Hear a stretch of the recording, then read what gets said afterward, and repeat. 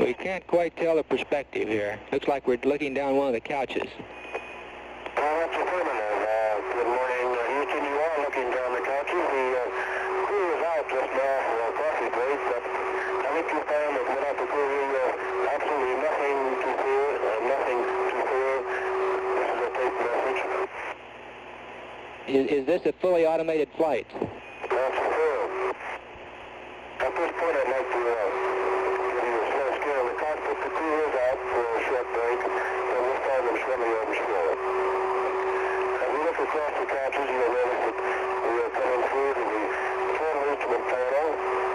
As I come around the panel, you'll notice that we have a quarter-man fighting engine which helps us under all conditions. It's an excellent picture right there. Lighting with backlights on the panel, as well as floodlighting with floodlights. We're using floodlights now. That's very good. Looking at the heart of the spacecraft as far as reference goes, the so-called FDAI, the Flight Director Attitude Indicator. And it is moving now through various attitudes, and that system is not operating. We are in drifting flight. Above it is our entry monitor system, which we will use Monday evening, actually for a Tuesday morning return. The myriad of switches you see here are for controlling the various attitude thrusters and for monitoring the launch booster. Now pass it down to another unseen hand, and he can brief you on his panel, someone as well.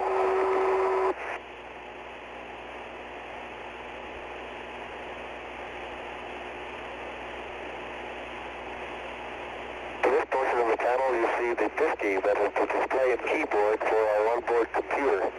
We use the computer for various calculations for Earth orbit navigation and for aligning the inertial platform. And, oh, I see. Someone's coming in now.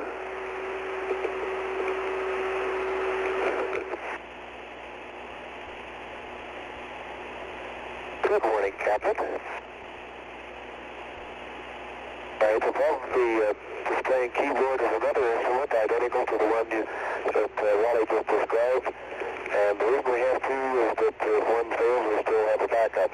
Also, we have two completely separate attitude reference systems. We can have one displayed on one ball and the other on this one in front of you. Now I'll pass the camera on down to the next unseen hand. Roger. Good morning to everyone in television land.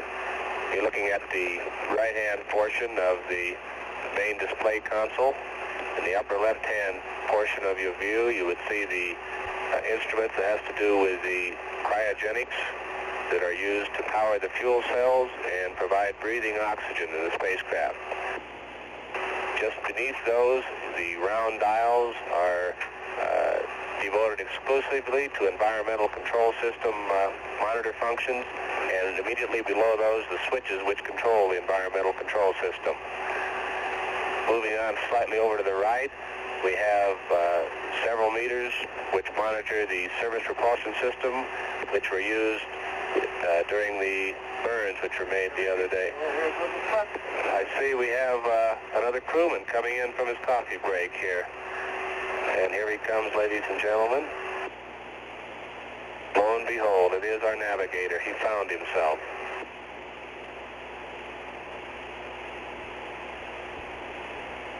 Continuing here just briefly, we have a large number of switches at the bottom of this panel which have to do solely with communications. One of those switches you might be able to read is labeled TV, and in turning that switch on, we started to send this picture to you.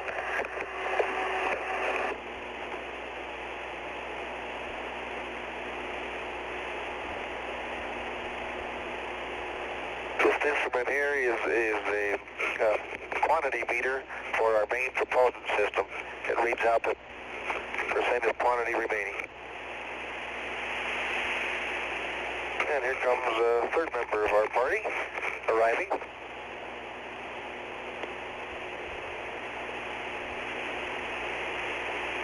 Old Smoothie himself.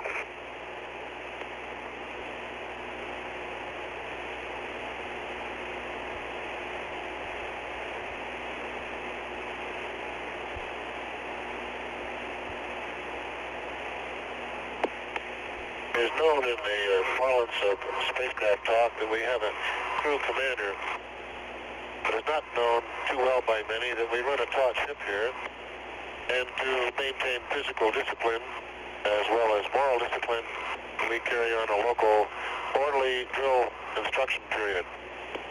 At this time, gentlemen, the left face, about face, about face,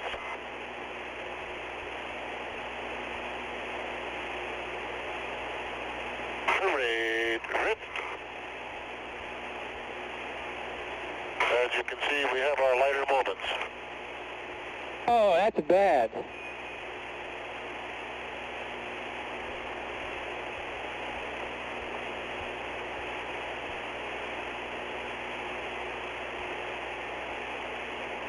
As you can see, our spacecraft provides both lighter moments and moments of relaxation.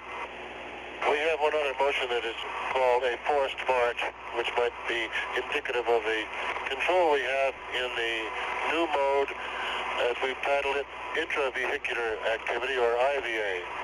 And this is somewhat modernized over the older form of activity of EVA. Up, toe.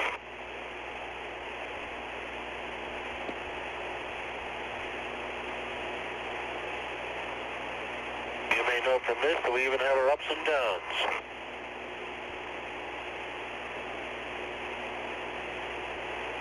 We got to get a new rider.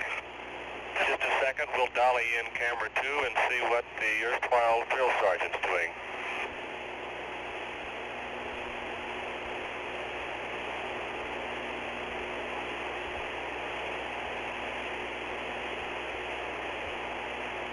And there we have him. You can see he's been working very hard while he's been drilling his troops. Oh, there we are. Did you see the drill master here? Right, we have a good picture again. We lost it for just a minute. Right, we switched it off and dollied in camera number 2. I see. That's all technical talk among us television people. You tell them, Sam and Spade. They want to know what kind of dollies you have. Not the right kind.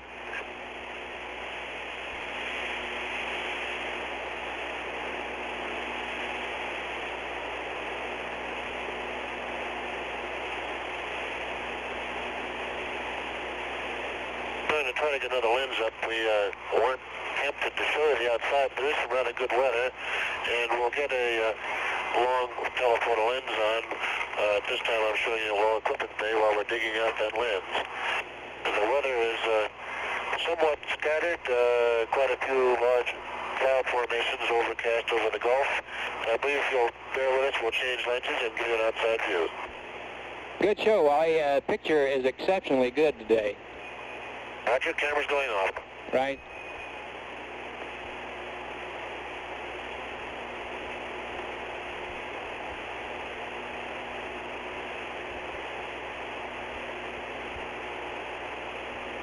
Okay, we're going outside. Do you want ALC out or in?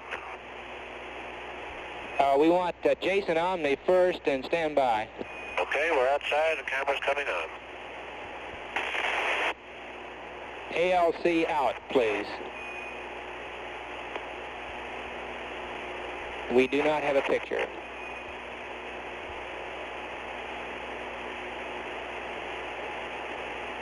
This is Apollo Control. Hopefully we have about 2 more minutes of pictures coming through. At this time we do not have a picture coming through.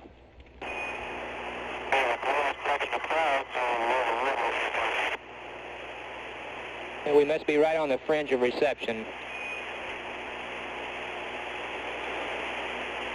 Try opposite Omni, please.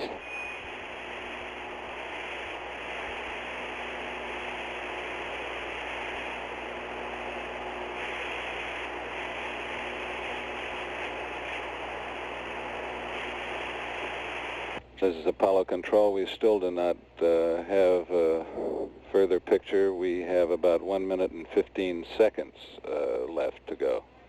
Okay.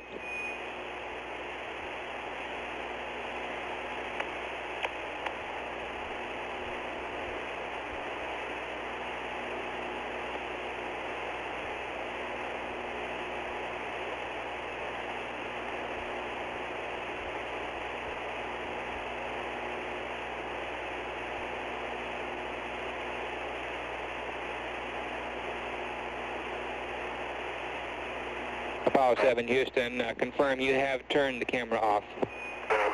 Roger. The next crew, you have to get the better material or better riders.